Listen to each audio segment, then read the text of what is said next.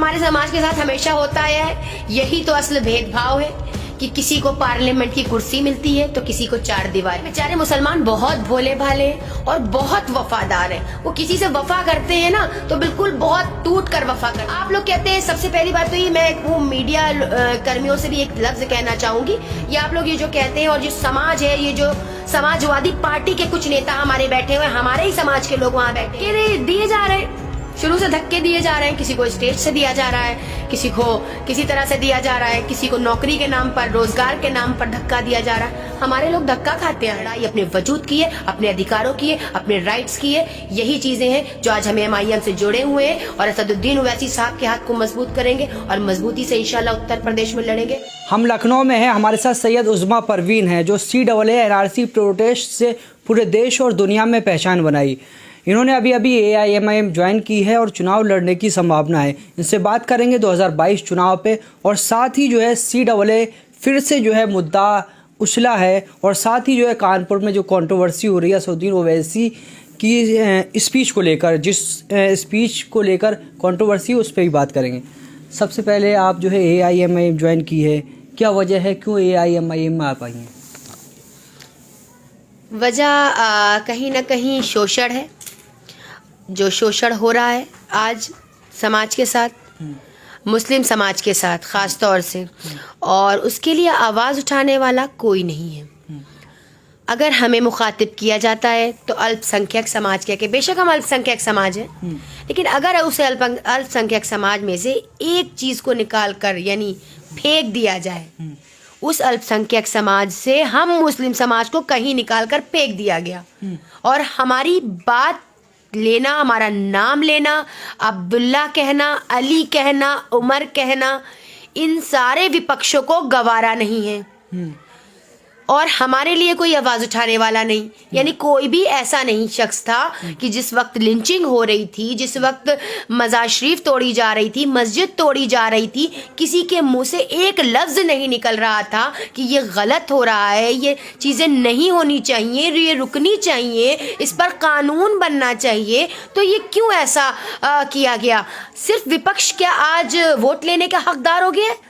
तो कहीं ना कहीं जब बैरिस्टर असदुद्दीन ओवैसी साहब ने आवाज़ उठाई, हमारे हुकूक की, हमारे अधिकार की, और जो लिंचिंग हुई उस पर आवाज़ उठाई, तो मुझे ये लगा आज तो हमें कोई सहारा देने वाला नहीं था।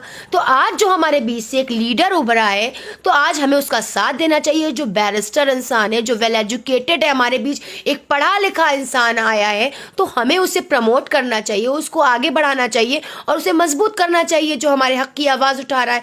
और उनका मतलब सिर्फ हमारे हक़ की आवाज़ नहीं, यानी मुस्लिम समाज, जितने भी दलित समाज के लोग हैं या जितना भी पिछड़ा है, जितने भी लोग हैं, उनकी वो आवाज़ उठा रहे हैं। सिर्फ खाली मेरी, हमारे समाज की आवाज़ नहीं उठा रहे, वो हर एक की आवाज़ उठा रहे हैं। लेकिन एक एलिगेशंस लग रहा है, आप देख रहे हैं बराबर कि बीजेपी की बी टीम करके लग रहा है ना। मैं बीच में आपको रोकूं, आपने अल्पसंख्यक कहा, 70 सालों से मुसलमान अपने आप को अल्पसंख्यक कहलवाने में उसको जो है कोई दिक्कत नहीं हुई और लगातार जो है अल्पसंख्यक कहा गया, और अचानक से आप कह रही हैं कि अल्पसंख्यक क्यों कहा जाता है? जब मुसलमान इसमें खुश है तो आपको क्या दिक्कत है? अल्पसंख्यक ठीक है, जब दलितों के साथ होता है तो दलित को भी अल्पसंख्यक से निकाल कर किनारे कर दिया जाता है। तो जब ये कहा जाता है कि दलित की बच्ची के साथ बलात्कार हुआ, रेप हुआ, तो वहां पर दलित का नाम क्यों लिया जाता है? तो इसी तरह से एक ट्वीट करने में इन सारे विपक्षी नेताओं के मुंह में दही जम जाता है। मुस्लिम समाज कहने में, अपने ट्वीट में लिखने में इनको क्या दिक्कत हो जाती है? जब दलित के साथ गलत होता है तो दलित लिखा जाता है, आप देखिए, ब्राह्मण के साथ होता है तो ब्राह्मण लिखा जाता है, यादव के साथ होता है तो यादव लिखा जाता है, उनके नाम लिए जाते हैं। आज हमारा नाम लेना गवारा नहीं करते ये सब और हमारा वोट मांगने आते हैं। हमारा 18-19% वोट किससे पूछ के हम इनको दें? किसने इनको अधिकार दिया कि हमारा वोट ये हमसे ले? जब ये हमारे लिए बोल नहीं सकते, हमारे लिए आवाज नहीं उठा सकते, हमारे ऊपर हो रहे अत्याचारों के खिलाफ आवाज नहीं उठा सकते, हमारा नाम नहीं ले सकते, हमें एक नासूर की तरह समझते हैं, तो ये हमसे किस अधिकार से वोट मांगने आते हैं? क्या ये समझते हैं कि हम पर जुल्म भी होगा, हमारे लिए खामोश भी ये बैठे रहेंगे और हम इनको अपना वोट देंगे? तो ये इनकी गलत फहमी है। अब ये अपनी गलत फहमी जरा दूर करें। हमारे बीच जो एक शख्स आ चुका है जो लगातार आवाज उठा रहा है, संसद से लेकर स्टेज से लेकर हर तरह से वो हमारे लिए आवाज उठा रहा है, हम उसका साथ देंगे। अच्छा, आपने कहा कि नाम लेने से मैं यहाँ पे जाऊँगा CAA NRC प्रोटेस्ट पर जाऊँगा। क्या आप जो है पूरे देश में छाई। कन्हैया कुमार ने भी जो है उस प्रोटेस्ट में हिस्सा लिया। कन्हैया और उमर खालिद दोस्त थे, जो है सोशल मीडिया पर उनकी तस्वीरें एक साथ वायरल होती हैं और वो तो दोस्त कन्हैया कुमार ने सुने, जी। कन्हैया जो है अब उमर खालिद को दोस्त मानने से मना कर दिया। मतलब कौन है उमर खालिद उन्हें मालूम ही नहीं है। देखिए, ये हमारे समाज के साथ हमेशा होता आया है। यही तो असल भेदभाव है कि किसी को पार्लियामेंट की कुर्सी मिलती है तो किसी को चार दीवारी। आज आप देखें ना, हमारे सारे बड़े नेता किस किस जगह पर हैं। अभी अगर आप डेटा निकाल कर देखें, जितने माफिया हैं उनका डेटा उत्तर प्रदेश के अंदर अगर निकाला जाए तो सबके खिलाफ एक बड़ा घोटाला मिलेगा। लेकिन आज आजम खां किस घोटाले की वजह से आज साल भर हो गया वो बंदा अंदर है। वो कौन सा ऐसा घोटाला है जो उसे बाहर नहीं निकलने देता। यही भेदभाव है, असल भेदभाव यहाँ हो रहा है। राजा भैया जो इतने बड़े माफिया बनते हैं उनके खिलाफ जाइए, आप निकालिए डेटा, तब पता चलेगा। जितने अपराधी हैं उत्तर प्रदेश के अंदर पूर्वांचल में, उनका डेटा निकाल कर देखिए, जाइए भरिए उनको जेलों में। क्यों बाहर घूम रहे, क्यों खुले घूम रहे। एक वाहिद मुसलमान का नाम लगने से, हमारे नाम के आगे M लगने से आपको हम गुनाहगार नजर आते हैं, आपको हम देशद्रोही नजर आते हैं, हम आपको आतंकवादी नजर आते हैं। अगर आर्टिकल 14 के हिसाब से अगर तय किया जाए तो भेदभाव हो रहा है। आर्टिकल 14 ये कहता है कि भेदभाव नहीं होना चाहिए देशवासियों में, भारतीयों में। तो आपको किसने अधिकार दिया, सियासत को किसने अधिकार दिया। ये राजनेता की कुर्सी ऐसी है कि जिसने हमें आज अपने कदमों में लाकर रख दिया, हमको अपने पैरों की जूती बना लिया। लेकिन ये याद रखें, वो राजनेता, यही जूती जब उनके सर पर पड़ेगी तो बहुत बुरा हाल होगा। कन्हैया खुद को सेकुलर कहते हैं और उन्होंने जो एकदम से जो है उमर खालिद को पहचानने से इनकार कर दिया। इस बयान पर आप क्या देखती हैं, क्योंकि मुसलमानों ने ही कन्हैया कुमार को कहीं ना कहीं हीरो बनाया है। हमारे बेचारे मुसलमान बहुत भोले भाले और बहुत वफादार हैं। वो किसी से वफा करते हैं ना तो बिल्कुल बहुत टूट कर वफा करते हैं। अब आप आजम खां का हाल देख लीजिए। ये पार्टी को बनाने वाला कौन है, समाजवादी पार्टी को? हमारे मुसलमान, हमारे लोग। आजम खां के चेहरे पे, फेस पर उनको सारे मुस्लिम का वोट मिलता है, अखिलेश यादव को। ये क्यों भूल जाते हैं? वो जो सत्ता की कुर्सी में आकर बैठे, वो जो मुख्यमंत्री बने बैठे हैं, तो वो किसकी वजह से बने बैठे? हमारे समाज की वजह से। एक लफ्ज कहा था आजम खां साहब ने, मुझे आज भी वो याद है, कि अगर हम मुख्यमंत्री नहीं बन सकते तो हमारे बिना भी कोई मुख्यमंत्री नहीं बन सकता। तो आप इस बात को क्यों भूल जाते हैं? जब हमारे बिना कोई मुख्यमंत्री नहीं बन रहा है, यानी अखिलेश यादव जी, आप लोग कहते हैं, सबसे पहली बात तो ये, मैं वो मीडिया कर्मियों से भी एक लफ्ज कहना चाहूंगी, ये आप लोग ये जो कहते हैं, और जो समाज है, ये जो समाजवादी पार्टी के कुछ नेता हमारे बैठे हुए हैं, हमारे ही समाज के लोग वहां बैठे हुए हैं, और जो वहां पर टिप्पणी करके कहते हैं ये बात कि आप लोग समाजवादी से लड़ने आई हैं या बीजेपी से, हमसे कहा जाता है ना ये बात। तो आज मैं उनको एक सीधा सा जवाब देती हूँ। मेरा जवाब ये है कि हम समाजवादी से, मेरी लड़ाई सिर्फ इसलिए है कि हमारा 18-19% वोट हजम करके हमारे लिए आवाज नहीं उठाई, ये उनकी गलती है। और बीजेपी की गलती ये है कि हमको बराबर हमारे लोगों का, हमारे समाज का शोषण कर रही है बीजेपी। और बीजेपी लगातार लोगों के साथ अन्याय कर रही है, जुल्म कर रही है, नाइंसाफी कर रही है, उस पर हम बोलते हैं। तो हमारी लड़ाई तो दोनों से है, समाजवादी से भी है और साथ में बीजेपी से भी है, और दोनों से लड़ेंगे हम और अपने हक को, अधिकार को छीन कर लेंगे। मगर मुसलमान ये कहता है कि समाजवादी ने बहुत काम किया,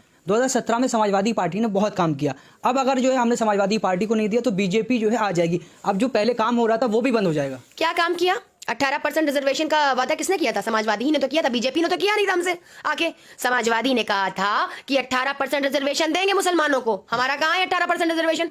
आप अभी जब इलेक्शन आया, आप ई रिक्शा बांटने की बात करते हैं। मुसलमानों को इतना गिरा हुआ क्यों समझते हैं? आपकी ई रिक्शा की बात करते हैं। आप शिक्षा की बात क्यों नहीं करते हमारे लिए? आप हमारे समुदाय के लिए शिक्षा की बात क्यों नहीं करते? अगर आपको अल्पसंख्यक समाज से इतनी मोहब्बत है तो आप उसके लिए ये क्यों नहीं कहते कि उसे शिक्षा मिलनी चाहिए, उसके लिए स्वास्थ्य केंद्र होने चाहिए, उसके लिए अलग से कुछ सुविधाएं होनी चाहिए? क्यों नहीं कहते? आज आपको सिर्फ ये झूठ एक गढ़ा जाता है, जमानों से मुल्ला मुलायम, ये इस बात पे वोट पड़ता है, इस बात की फायदा उठाया जाता है कहीं ना कहीं। देखिए, अब आपको हम फायदा उठाने देंगे नहीं, चाहे अब हमें अपना अधिकार छीन कर लेना पड़े या जिस तरह से भी लेना पड़े, हम लेंगे और लेकर रहेंगे। क्योंकि संवैधानिक राइट्स जो है, कॉन्स्टिट्यूशनल राइट्स जो है, वो हमारे यही कहते हैं कि अगर अपना अधिकार ना मिले तो उसे छीन कर ले लो। आप भी तो जो है एक शिष्टाचार मुलाकात हुई थी मोहन भागवत और जो है मुलायम सिंह यादव की, तो उस पर आप जो है कहने लगे ये दोनों एजेंट हैं। देखिए, जो मुलाकातें होती हैं ये सारे अंदर से मिले हुए होते हैं, बाहर आकर लड़ते हैं। ये सब इन लोगों का एक प्रोपेगंडा है और हमारे ओवैसी साहब को बदनाम करते हैं कि अगर वो अपने लिए अधिकारों की बात कर रहे हैं तो उनको कहा जाता है बीजेपी की बी टीम। क्या आप बताइए, कोई अगर अपने राइट्स की बात करता है, अगर मेरे पास प्रॉपर्टी है मान लीजिए, ठीक है, और मेरा भाई भी है दूसरा, तो मैं अपनी प्रॉपर्टी खुद को तकसीम करूंगी ना दो भाइयों में। जितनी भाई को मिलेगी, बड़े भाई को मिलेगी, उतनी छोटे भाई को मिलेगी ना। तो आज यहाँ पर दो भाइयों के बीच जब अधिकार मांगने के लिए हम खड़े हैं, हिस्सेदारी करने के लिए खड़े हैं, तो हमें हिस्सा क्यों नहीं दिया जा रहा है? क्योंकि हम इसी भारत के नागरिक हैं। हमें क्यों गलत नजर से देखा जाता है? हमें ये क्यों कहा जाता है कि हम क्या नाम है यहाँ पर मुहाजिर हैं, या इस तरह से बातें की जाती है? हम इसी देश के नागरिक हैं। हमारे लोगों ने भी यहाँ पर खून बहाया, आजादी, हमारे लोगों ने भी आजादी की लड़ाइयां लड़ी हैं। आप इतिहास उठाकर देख लिए, और जो झूठा इतिहास लाकर लेकर आते हैं हम लोगों के बीच, वो कोई इतिहास नहीं है, लेकिन सच्चा इतिहास अगर पढ़ेंगे तो यहाँ पर जितना हक सारे लोगों का, उतना हक मुस्लिम का भी है, और मुस्लिम हिंदू सब साथ में लड़े हैं यहाँ पर, तब जाकर हमारा देश आजाद हुआ है। अगर ऐसा होता तो कहीं जाकर वो लोग जो है, आज हम लोग अंग्रेजों की गुलामी कर रहे होते, और आज हमारे जैसे टीपू सुल्तान जैसे लोग, शेर लोग, आज ही इस मुल्क के लिए क्या करके गए ये किसी ने नहीं देखा।